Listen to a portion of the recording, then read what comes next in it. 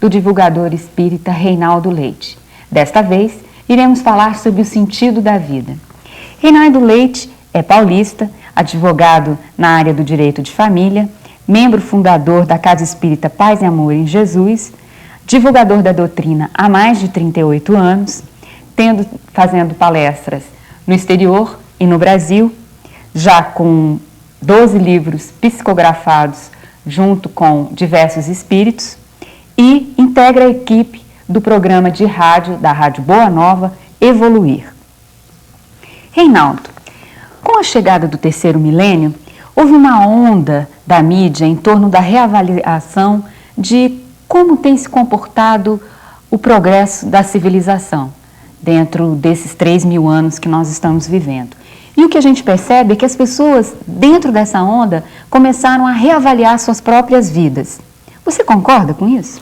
Eu concordo. Nós entendemos que toda etapa de calendário, por mais insignificante que possa ser perante a eternidade o calendário, ela tem um significado psicológico em relação às pessoas. Veja que os calendários se mudaram no mundo, continuam mudados no mundo, e em várias culturas existem muitos tipos de calendário. O homem quer se fixar, quer colocar tempo, limites para se significar perante a vida. Então a vida tem sentido genérico, que promana de Deus para nós que nele acreditamos, mas na manifestação das suas criaturas, o sentido da vida tem formações completamente diversificadas.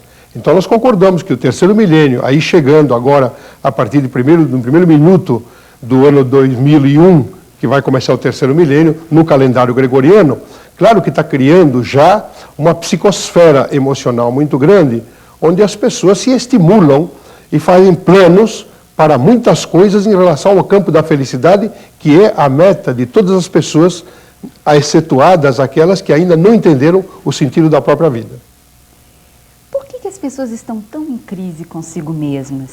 Os consultórios de psicologia estão cheios e as pessoas angustiadas e deprimidas.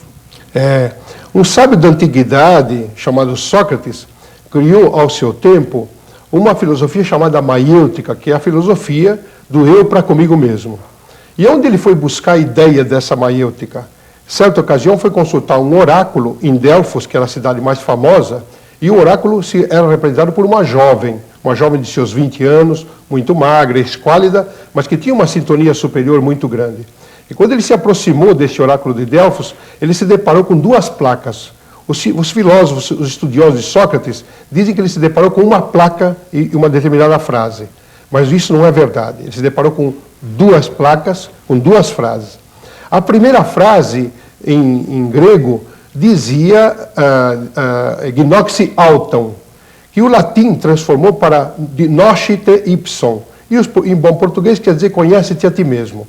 E poucos mencionam a segunda placa, que é muito mais significativa, ou tão significativa quanto essa, que é nada em demasia. Então, quando ele observou essa placa, ele entendeu que precisaria pensar a respeito da frase, conhece-te a ti mesmo, e não foi consultar o oráculo, foi se consultar a si mesmo. E ficou pensando muito tempo e acabou criando uma das grandes filosofias do autoconhecimento que hoje vivemos, muito mais desenvolvida, muito mais apetrechada, psicologicamente falando. E os seres humanos, ao longo do tempo, pela exacerbação dos instintos e a preocupação com a inteligência no campo emotivo, dirigindo para esses instintos, foi esquecendo de certos valores do sentido da vida que também são tão importantes quanto o instinto. Tirar o instinto do ser humano na psiquiatria, na psicologia, não existe possibilidade, porque o instinto é inerente ao ser vivente. Mas sublimar esse instinto é possível. Então, como é possível sublimar o instinto? Bem, segundo a doutrina espírita que nós pregamos, na questão 23 da obra basilar do Espiritismo, o Livro dos Espíritos, Allan Kardec fez essa pergunta: o que é o espírito? E repetiu essa pergunta também na questão 76, para que ficasse muito bem assentado. A resposta dos espíritos foi de que o espírito é o princípio inteligente da natureza. Então, já que o espírito é o princípio inteligente da natureza, começou a haver uma preocupação nesse espírito de desenvolver essa inteligência e sedimentar em tudo aquilo, aqueles instrumentos filosóficos, científicos, religiosos, culturais, enfim, que o ser humano foi atraindo sobre ele segundo o patamar intelectual que ele foi alcançando. Então vivemos hoje um avanço muito superior aos inícios das eras. E no futuro, claro que estaremos com muito mais avanço do que o de agora. Mas o que alcançamos nesse momento é a era da sensibilidade. O terceiro milênio para nós traz a sensibilidade. A paranormalidade, que está espolcando em toda a face do globo, vai ser muito mais desenvolvida. E a mediunidade em si, propriamente dita, vai ser muito mais facilitada da interligação do ser humano com as deidades ou com os espíritos, homens, mulheres, apenas desvestidos da carne, que terão os conhecimentos adequados. Então há um frisson quanto ao terceiro milênio, como houve quando começou o segundo, como certamente houve quando começou o primeiro, segundo o nosso calendário. Então, entrando nesse terceiro milênio, as perspectivas de vida materiais serão muito maiores e melhores, mas as do espírito serão muito mais alargadas. Por isso que a vida tem um sentido tão metafísico, tão transcendental, que seria muito difícil para nós aqui, na nossa pequenez intelectual, tentar defini-la, porque ela é a expressão de Deus. E definir Deus, como dissemos no começo, é muito difícil, porque definir quer dizer dar fim. E nós não podemos dar fim a uma inteligência suprema como Deus. Retomando o início da pergunta, o que a gente percebe é que as pessoas parecem mais adoecidas nesse início do ano 2000. Assim, é bem estatístico, assim, a mídia tem mostrado muito como as pessoas estão adoecidas da emoção. E eu queria que você comentasse o porquê que elas estão assim. Bem, seria uma falta de sentido para a vida? Toda reforma envolve movimentos. Vamos fazer uma comparação, uma ilustração bastante singela, que é o que todo mundo faz durante o dia, comer. Quando você vai comer o prato, você não está imaginando como foi feito aquele prato, nem nada. Sabe o que é, come e pronto. Mas se você perguntar para cozinheiro, para os cozinheiros, vai ver que houve um trabalho danado para preparar todos os ingredientes para chegar naquele prato. Houve uma mistura. Feita a mistura, colocados os temperos, foi colocado num fogo. E o fogo fez uma revolução danada. E a revolução chega a um certo ponto, porque se passar do ponto, a alimentação se compromete. Se tirar antes do ponto, ela também se compromete. Então, a fervura tem que ir até o limite adequado para que dê o bom caldo, digamos assim, o bom tempero. As emoções hoje estão sendo detectadas, estão sendo perspicadas, estão sendo aí sentidas por certas pessoas ligadas à área dessa emoção que ocorre com eles. Então, vão estudar nas universidades o campo emocional. Então, criou-se a psicologia, psicos, que quer dizer alma, logias, logo, estudo, pesquisa. E a palavra psicologia, então, se adequou mesmo a isso. Por que se adequou com um nome tão transcendental, quando no começo do behaviorismo, a psicologia sequer pensava na alma, tudo era segundo a expressão do comportamento, o chamado behaviorismo. Behaviorismo do inglês, que quer dizer comportamento. Então a psicologia, já no seu próprio nome, se contradizia, já havia um paradoxo, porque se era a ciência da alma, ou a pesquisa da alma, como a pessoa poderia se preocupar com o ato exterior do ser humano? Então, isto foi fazendo com que os cientistas avançassem, e dentro do behaviorismo, nós avançamos para a questão da psicanálise. Psico, outra vez, a alma analisada nas expressões do ser humano ainda, mas já com algumas definições, que teve o patamar superior na presença do nosso Sigmund Freud. Um equívoco de Freud, um equívoco entre aspas e com devido respeito, é que ele sintetizou tudo na questão da libido, da sexualidade. Ele achava que toda a problemática tinha origem na sexualidade. E por quê? Porque o ser humano é produto da sexualidade. Então, quem sabe na acústica da alma dele, o estudo da psicanálise seria na origem da onde esse ser humano vinha, que era exatamente dos órgãos genitais. Então ele criou dentro da genitália e as expressões da genitália, criou uma psicoanálise onde muitas respostas foram dadas e o contributo dele é altamente respeitável, mas não foi completo. Por quê? Porque ele chegou em uma certa ocasião no campo da histeria, encontrou uma pessoa histérica. E quando ele encontrou a pessoa histérica, ele dizia, o problema da histeria é um problema da mulher. A mulher é histérica. Por quê? Porque ela tem útero. E histeros quer dizer útero. Então, ele encontrou um discípulo que o amava, o adorava, mas, em certa ocasião, fez outras análises também, e este homem percebeu que homens tinham histeria e não tinham útero. E disse a ele: doutor, não, a histeria não é coisa de mulher, é de homem. Não pode ser, respondeu o outro. Só mulher pode ter histeria porque ela tem útero. Então, vamos colocar útero nos homens, porque os homens têm histeria, e comprovou isso. Este homem chamava-se Carl Gustav Jung. Foi se criando uma nova etapa dos estudos da psicoanálise. A condição analítica da alma começou a entrar mais dentro da pessoa, através de Jung. O Freud chegou até um determinado limite e parou de medo. Então, este avanço foi fazendo com que os cientistas fossem buscar dentro da pessoa os problemas emocionais que elas tinham. As emoções não eram apenas atos da sensibilidade externa do ser humano, era um problema de alma, um problema de dentro do ser humano. E Jung avançou a tal ponto que criou a chamada polaridade.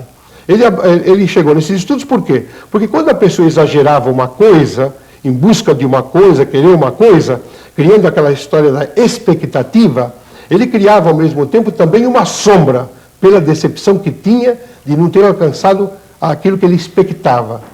Então, essa tal sombra começou a ter muitos nomes no meio religioso, antes dele e depois dele.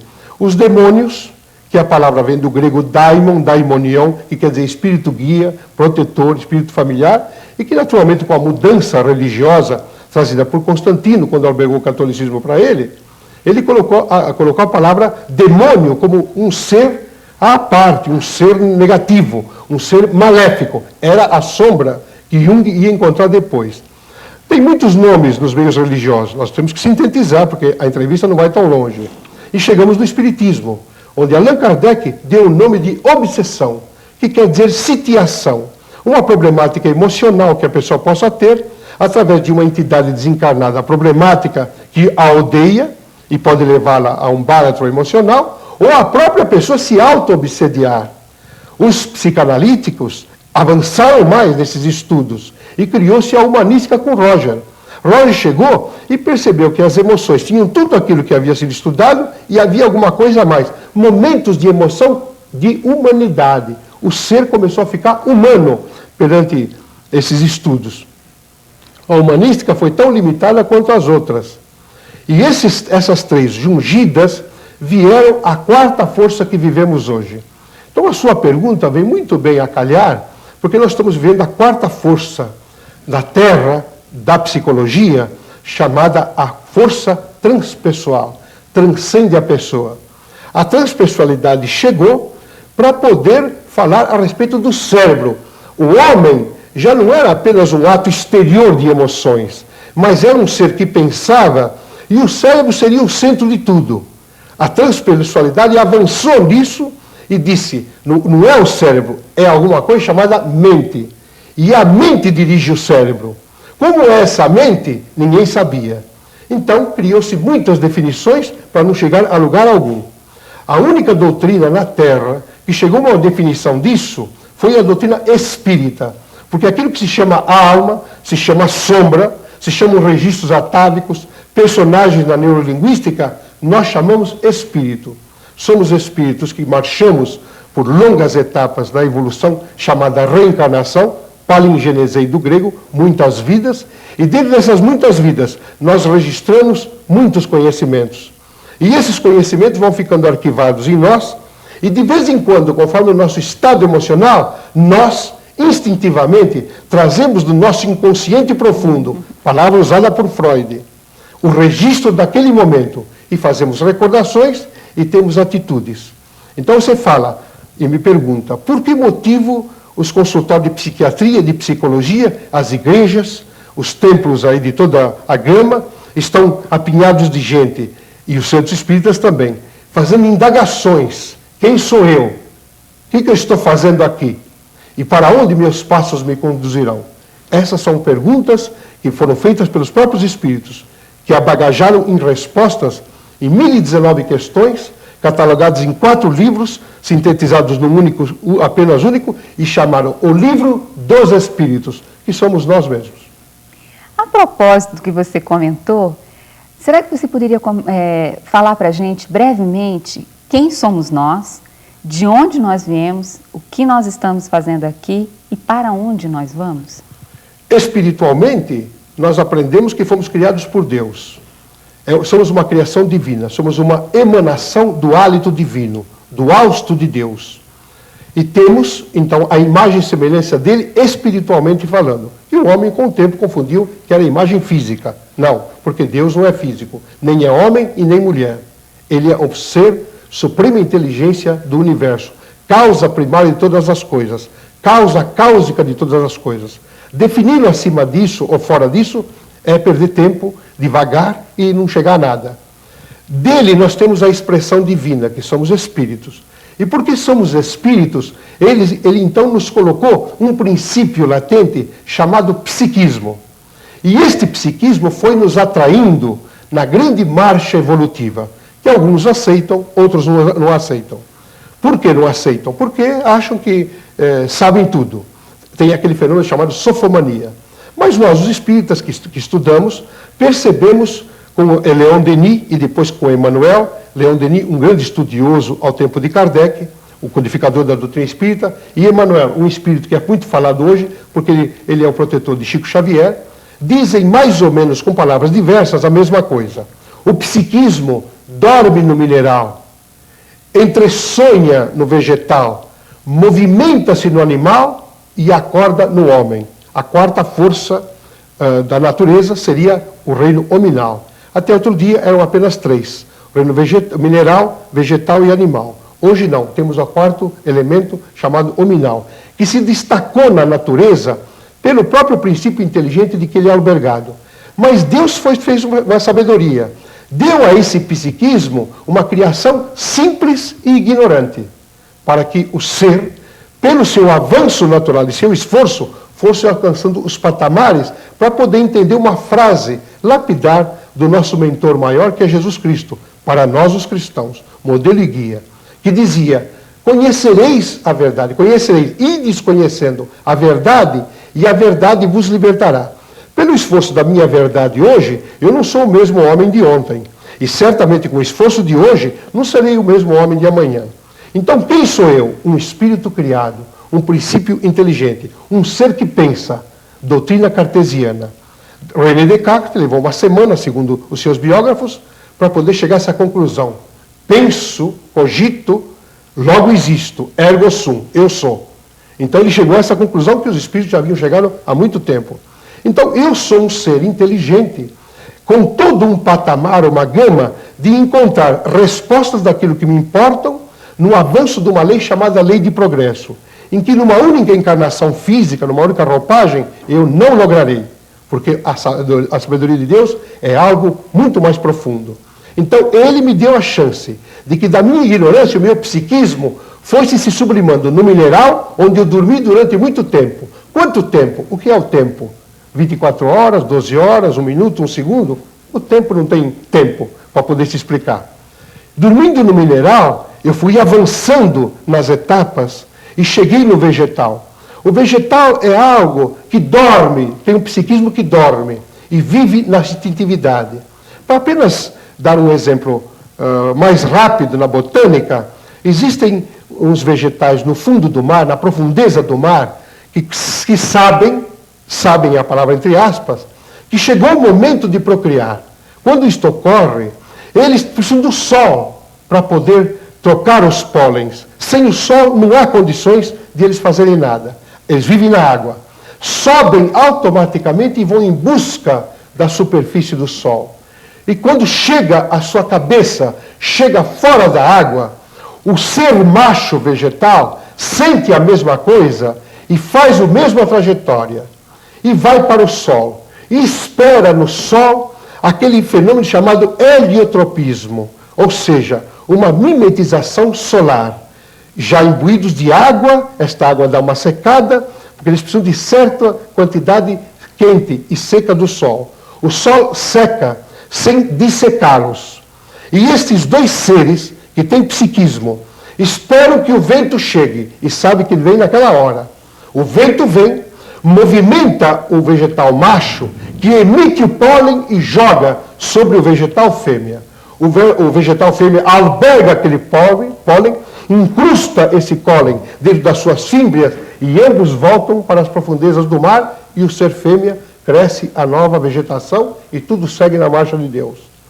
Então nós estamos aturdidos com a beleza de Deus na terra porque estamos começando a ficar emocionados. Quando Blaise Pascal, o grande matemático, disse Deus está emboscado em nós, nós ficamos um tanto quanto aparvalhados. Todo mundo procura a verdade, todo mundo quer saber a verdade. As religiões, mais de 3.000 ramificações protestantes, 2 ramificações fortes católicas agora, carismáticas e ortodoxas. As ramificações espíritas, espiritistas, espiritualistas, todos estão buscando a verdade fora de si. E eu sei, e nós sabemos, os que pensamos, que a verdade está em nós, guardada, segundo o patamar daquilo que eu alcancei. Vou evoluindo e vou adelgaçando, vou desenvolvendo, vou ampliando esta verdade. Então, isto vai chegando em mim e me emocionando. Por isso que eu posso entender, por exemplo, quando um Papa João Paulo II desce numa capital, num lugar, e beija o chão.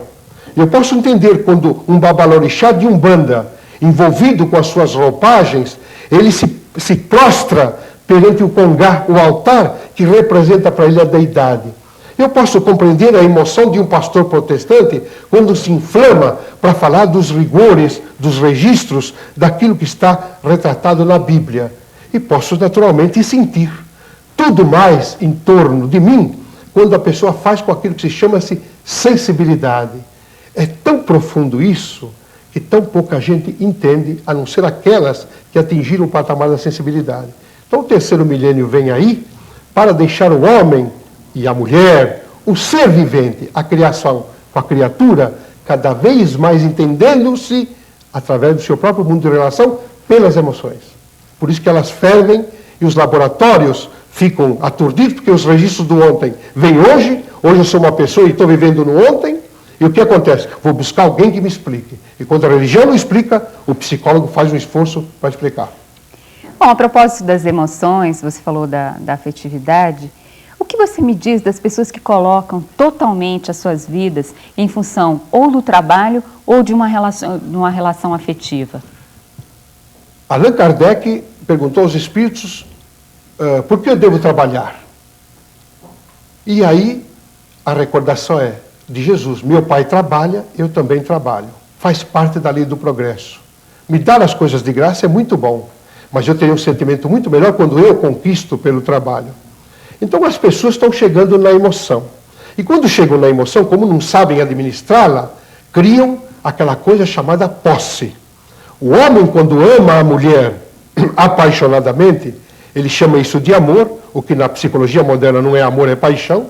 A paixão adstringe, a paixão possui, a paixão impõe limites, a paixão desconforta, a paixão dá encantamentos fugazes, porque o outro acha que esta pessoa é propriedade dele, daquele que acha se apaixonado. Então isto vem pelos instintos ainda um tanto quanto deblaterados.